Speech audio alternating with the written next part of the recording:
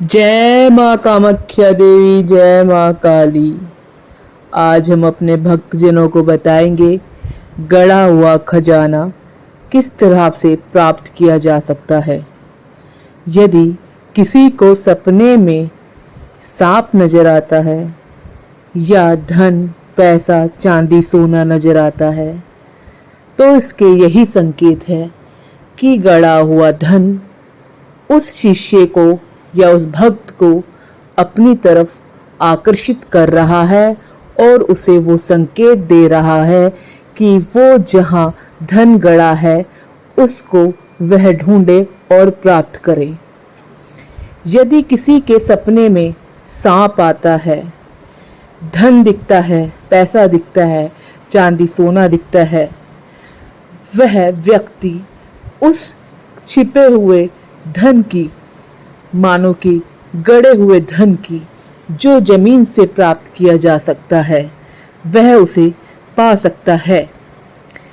यदि सपने में बार बार सांप आ रहे हैं तो वह इस चीज के संकेत हैं कि गड़ा हुआ धन उसे अपनी ओर आकर्षित कर रहा है, खींच रहा है और उस धन को वहां से निकालना चाहिए। गड़ा हुआ खजाना धन सिर्फ उसी व्यक्ति को मिलता है जिसके योग हैं या फिर पूर्वज कहीं ना कहीं उसके लिए खजाना छोड़कर गए हैं। यदि आपको यह पता चले कि अमुक भूमि के नीचे खजाना दबा हुआ है तो उसे कैसे हासिल करें। यदि आपकी कुंडली में यह है कि उस धन को प्राप्त कर सकते हैं तो वह धन आवश्यक आपको मिलेगा। उस खजाने को पाने के लिए हमें विधि विधान से पूजा करनी होगी और अपने किसी गुरु का सहायता से ही वह धन प्राप्त कर सकते हैं। इसके लिए तंत्र मंत्र और शक्तियों की आवश्यकता पड़ती है। यदि सपने में किसी भक्त को कलश दिखाई दे तो मानो यह भी गुप्त छिपे हुए धन की प्राप्ति के लिए संकेत है।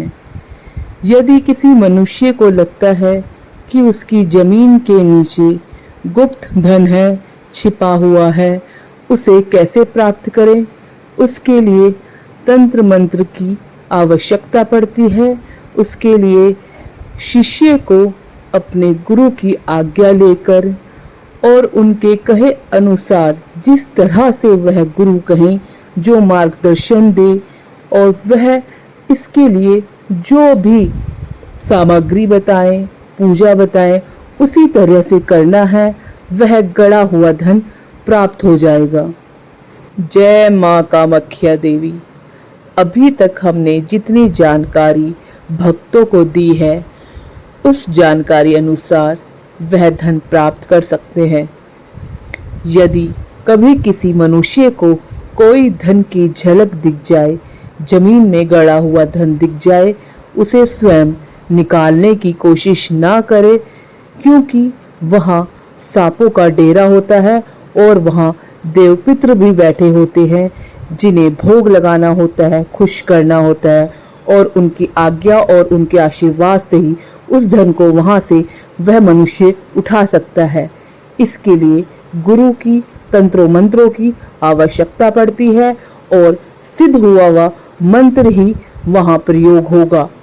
यदि किसी को कोई खजाना दिखे तो वह स्वयं बिना गुरुदेव के आदेश के, बिना, यदि किसी आम मनुष्य को ऐसा धन अचानक से दिख जाए, वह उस धन को प्राप्त करने की कोई कोशिश न करे, क्योंकि यह धन बिना किसी तंत्र मंत्र और बिना किसी तांत्रिक या गुरु के बिना प्राप्त नहीं किया जा सकता, क्योंकि वहाँ अदृश्य रूप में नाग नागिन होते हैं जो कि बहुत प्रचंड शक्तिशाली और बहुत गुरसेल होते हैं।